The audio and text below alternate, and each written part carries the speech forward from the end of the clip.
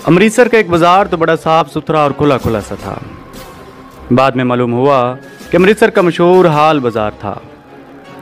इसके बाद रिक्शा बड़े बड़े तंग तंग और फंसे हुए बाज़ारों में दाखिल हो गया। मकान एक दूसरे के ऊपर झुके हुए थे। इन तंग बाज़ारों में लोगों का रश भी बहुत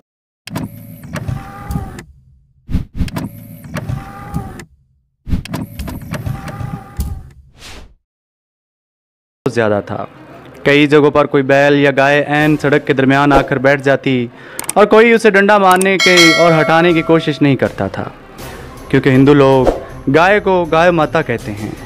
गाय को हिंदू धर्म में बड़ा मुकद्दस मकाम हासिल है। मैं पाकिस्तान की नई नस्ल को बताना चाहता हूँ कि हिंदू और मुसलमान किस कदर बुनियादी इख्तलाफात मौजूद हैं। दूसरे इख्तलाफात को छोड़ दें, सिर्फ यही एक फ़र्क ले लें कि जिस गाय को हिंदू अपनी माता और देवी का दर्जा देते हैं, हम मुसलमान उसे ज़िबा करके खा जाते हैं।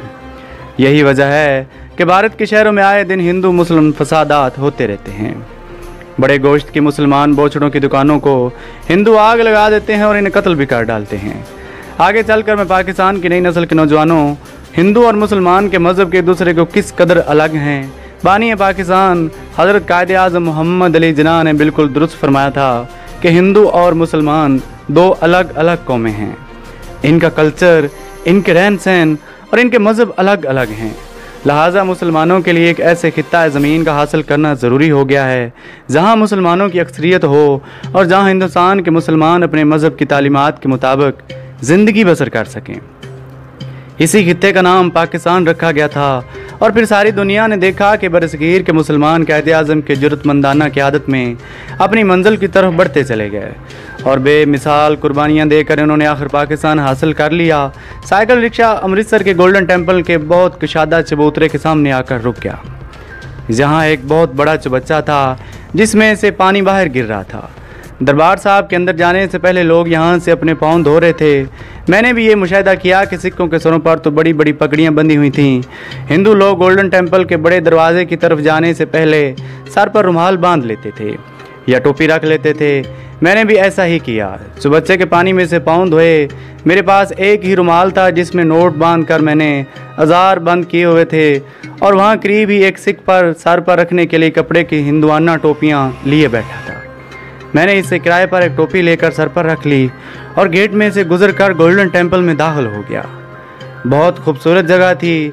एक बहुत बड़ा तालाब था जिसके दरमियान में गोल्डन टेम्पल की सुनहरी गुंबद वाली इमारत बनी हुई थी। एक लंबा रास्ता तालाब के ऊपर बना हुआ था जो गोल्डन टेम्पल की इमारत तक जाता था। इमारत के अंदर गुरबानी का शब्द कीर्तन हो रहा था।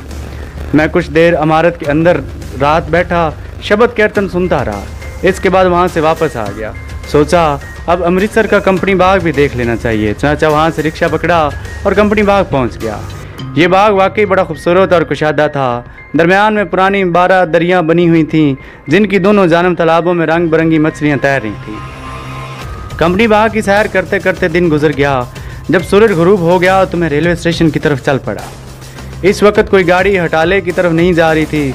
मैं एक बस में सवार हो गया। ये बस हटाले से होती हुई परचवाल और आगे गुरदासपुर जा रही थी। घंटा सवा घंटे का सफ़र था। परचवाल पहुंचते ही रात हो गई।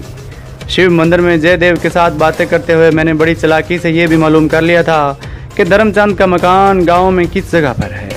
इस किस्म की चालाकियाँ मुझे सिखा दी गई थीं। बस मैंने मुझे बटाले से गुरदासपुर जाने वाली सड़क पर हरचवाल गाँव के सामने उतार दिया। गांव की कोई रोशनियाँ दूर से नज़र आ रही थीं। खेतों के दरमियान एक पगडंडी गाँव तक जाती थी। मैं पगडंडी पर चलने लगा। हरचवाल गांव कोई इतना बड़ा गांव नहीं था। मुझे धर्मचंद के मकान की जो निशानियां मालूम हुई थीं, मैं इनकी मदद से एक मकान के सामने होकर रुक गया। मकान के बाहर बड़ का बहुत बड़ा दरख्त उगा हुआ था जिसके नीचे 2 गाय बंधी हुई थीं। गांव के मंदिर में से किसी वक्त घंटियों की आवाज़ आ जाती थी। कच्चा रास्ता मकान के आगे से गुजरता था। 4-5 फुट ऊंची कच्ची दीवार थी जिससे लकड़ी का पुराना दरवाज़ा बंद था। दीवार के ऊपर से मकान का सेन नज़र आ रहा था जहां एक औरत चूल्हे पर रोटियां पका रही थी। एक और औरत जो सेन में बिछी हुई चारपाई पर खेस बिछा रही थी।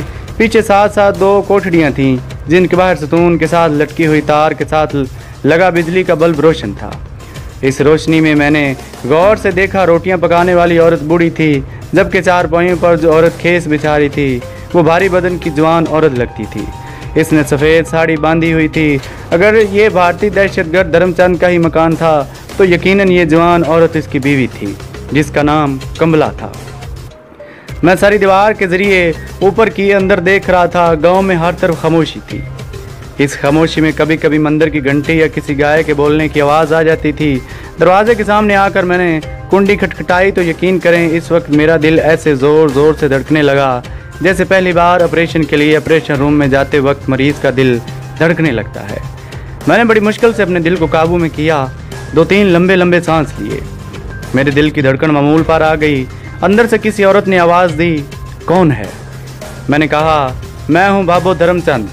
मुझे ये बात बहुत पहले से मालूम थी कि देहाती हिंदू आम तौर पर अपनी माताओं को बाबो कहकर बुलाते हैं, जबकि सिख लोग अपनी माताओं को जाई जी कहते हैं।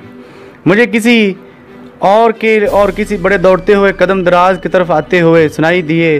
फिर एकदम दरवाज़ा खुल गया। मुझ पर सेन में चलते हुए बल्ब की रोशनी पड़ी। मेरे सामने भारी बदन वाली जवान औरत खड़ी मेरी तरफ देखकर मुस्कुरा रही थी। इसने ऊंची आवाज़ में कहा, बाबू धर्मू आ गया है। मैंने अंदर दाखिल होते ही जवान औरत को अपने साथ लगा लिया। ये हरकत मैं अदाकारी के जोश में कर बैठा था, क्योंकि मैंने आज तक धर्मचंद की बीवी को नहीं देखा था। ये कोई और औरत भी हो सकती थी, लेकिन मेरी खुशकिस्मती मेरा साथ दे रही थी। ये धर्मचंद की पत्नी कमला ही थी, जो औरत रोटियां पका रही थी और जिसके बारे में मुझे मालूम हुआ था कि वो मेरी सास है। रोटी चूल्हे पर ही छोड़कर दौड़ती हुई आई और इसने मुझे गले लगाया और मेरा मुंह और सर चूमने लगी। कमला जल्दी से अंदर से फूलदार गिलाफ वाला तकिया लाई और चारपाई पर रख दिया। मैं चारपाई पर आकर बैठ गया। कमला मेरी चप्पल उतारने लगी। मैंने थोड़ा सांस खींच कर कहा, नहीं नहीं कमला, रहने दो। कमला की माँ ने मेरी तरफ देखकर तशवीश से कहा, मैं वारी जाऊँ? धर्मे पुत्र, तेरी आवाज़ क्यों ख़राब हो गई है? मैंने कहा, बाबू, पाकिस्तानी पुलिस वालों ने जेल में कुछ पिला दिया था, जब से गला ख़राब हो गया है। बाली पुत्र जल्दी से धर्मों के लिए लस्सी लिया।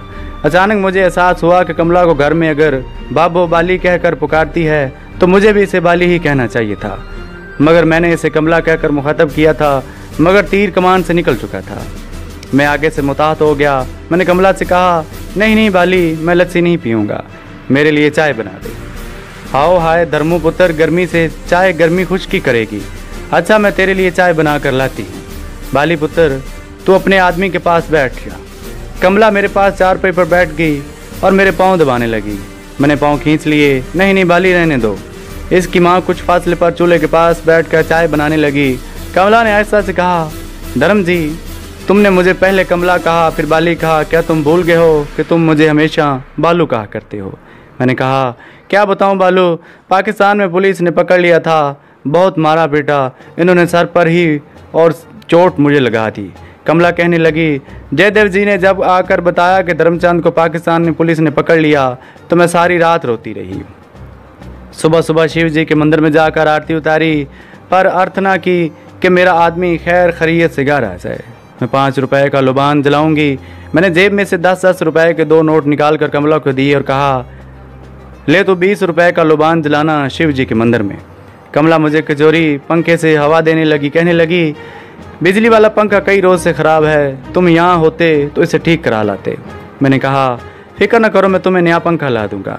कमला की माँ चाय का गिलास बना कर ले आई। कहने लगी, पुत्र धर्मे, तो ये काम छोड़ क्यों नहीं देता? हमें ज़्यादा पैसों की ज़रूरत नहीं है। अपनी थोड़ी बहुत जो ज़मीन है इसको संभाल कर अपने बापों की तरह वाही बीजी कर। भगवान ने सब कुछ दे रखा है, एक औलाद की कसर है, भगवान वो भी दे देगा। कमला ने पंखा जलते जलते शर्मा कर मेरी दूसरी तरफ देख कर कहा। मैंने कहा, बाबू 2-4 फेरे और लगा लेने दो, फिर ये काम छोड़कर वाही बीजी शुरू कर दूंगा। कमला की माँ भी मेरे साथ बैठ गई। वो पूछने लगी कि मैं पाकिस्तान की जेल से कैसे भागा और कब भारत पहुँचा। मैंने उलट पुलट कहानी गढ़कर सुना दी।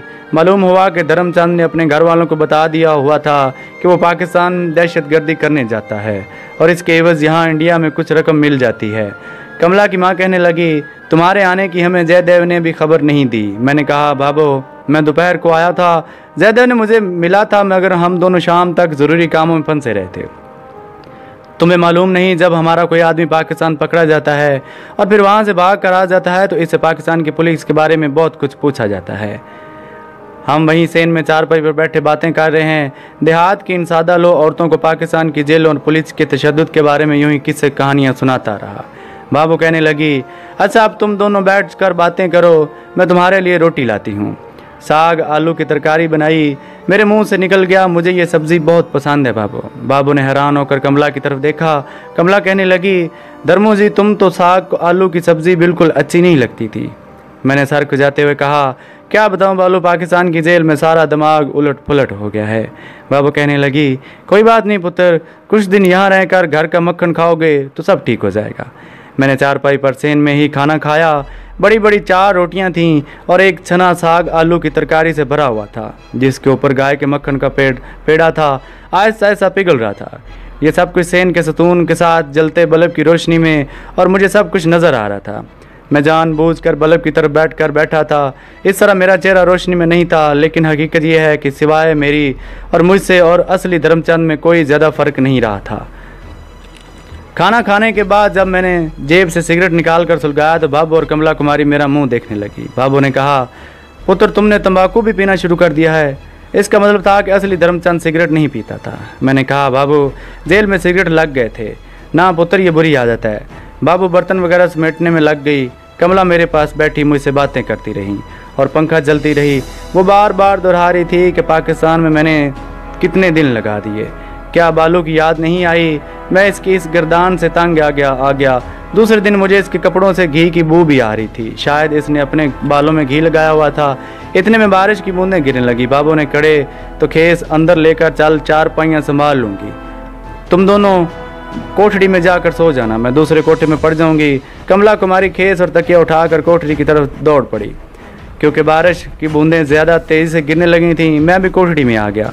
अंदर अंधेरा। कमला ने बटन दबाकर बिजली का बल्ब रोशन कर दिया। छोटा सा बल्ब था, ज़्यादा रोशनी नहीं थी। मैं भी यही चाहता था कि ज़्यादा रोशनी ना हो। अंदर मेले से एक बड़े बड़े 4 पहियों वाला पलंग बिछा हुआ था, जिस पर खेस वगैरह पड़े हुए थे। कमला ने जल्दी जल्दी से पलंग पर से फालतू कपड़े उठाकर कोने में लकड़ी के संदूक पर डाल दिए। मेरे लेटने के लिए सरहाने लगा दिए। फिर मेरी तरफ देखकर कुछ शर्माते कुछ मुस्कुराते हुए बोली, अभी आती हूँ। वो बाहर निकल गई।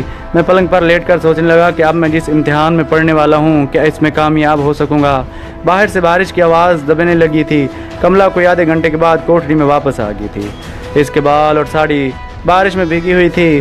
बालों को निचोड़ते हुए बोली, तुम्हें तो मालूम ही है बाबू बूढ़ी हो गई है, सारा काम मुझको ही करना पड़ता है। सुबह जानवरों के लिए चारा भी काटना होता है, तुम होते तो मेरा हाथ बटा देते। मैंने कहा, फिक्र न करो, सुबह मैं चारा काट दूंगा। कहने को तो मैंने कह दिया, मगर सोचने लगा क्या मैं जानवरों के लिए इतना ज़्यादा चारा टोके के मशीन में काट सकूंगा। कमला ने मेरे सामने ही गीली साड़ी उतार कर एक तरफ डाल दी और दीवार के साथ लटकी हुई दूसरी साड़ी उतार कर पहनने लगी। मैंने शर्म के मारे मुंह दूसरी तरफ कर लिया। इसने मुझे दूसरी तरफ मुंह करने के देख लिया था। हंस कर कहने लगी, मुझसे क्यों शर्म करते हो भला।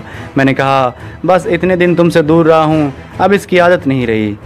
वो साड़ी अपने जिस्म पर लपेटती हुई बोली, आदत फिर पड़ जाएगी। और वो दौड़कर पलंग पर चढ़कर मेरे साथ लगकर लिपट गई थी। मैं ज़रा ऊपर खिसक गया। इसके जिस्म में से देसी घी की बू आ रही थी। कहने लगी, हाय मैं मर गई धर्म जी, ये तुम्हें क्या हो गया है। और वो मेरे जिस्म को आहिस्ता आहिस्ता बड़े प्यार से चलाने लगी। इसने तो ऐसा करना ही था। वो धर्मचंद की पत्नी थी, बीवी थी, धर्मचंद इसका खामन था, और मियाँ बीवी इस तरह प्यार किया ही करते हैं। वो मुझे अपना खामन धर्मचंद ही समझ कर रही थी। ये तो मुझे मालूम था कि मैं इसका खामन नहीं हूँ, बल्कि असली धर्मचंद की नकली धर्मचंद हूँ। वो बेचारी तो पति पतना और अपने सब कुछ निभा रही थी। इसका खामन इतने दिनों के बाद मुसीबतें झेलकर घर वापस आया था और उसे ज़्यादा से ज़्यादा सुख पहुंचाना चाहती थी। पहले तो मेरे दिल में ख्याल आया कि ये एक हिंदू की बीवी है, और ये हिंदू जिन्होंने सिखों के साथ मिलकर सन 47 के फसादात में मुसलमानों की औरतों को अगवा किया था। अपने बाप की ज़बानी सुनी हुई सन 47 के फसादात में मशरक़ी पंजाब और दूसरे इलाकों में मुसलमानों के साथ हिंदू सिखों के जुल्मों से तुम सारी बातें याद आएंगी। फिर ख्याल आया कि इसमें इस सादा दिल पति परतमा का क्या ख्याल है, इसका क्या कसूर है। नहीं, मुझे इसके एतमाद का नाजायज़ फ़ायदा नहीं उठाना चाहिए। मुझे ये भी बात मर्दानगी के ख़िलाफ़ है। मैंने अपना इरादा बदल लिया और कमला का हाथ छुड़ा कर कहा, बालू मुझे थोड़ा पानी पिलाओ, मेरे सीने में दर्द शुरू हो गया है। वो जल्दी से उठकर बैठी। हाय मैं मर गई। दर्द क्यों होने लगा धर्म जी। मैंने कहा, कैद में इन लोगों ने मेरी छाती पर लोहे के रूलर फेरे थे।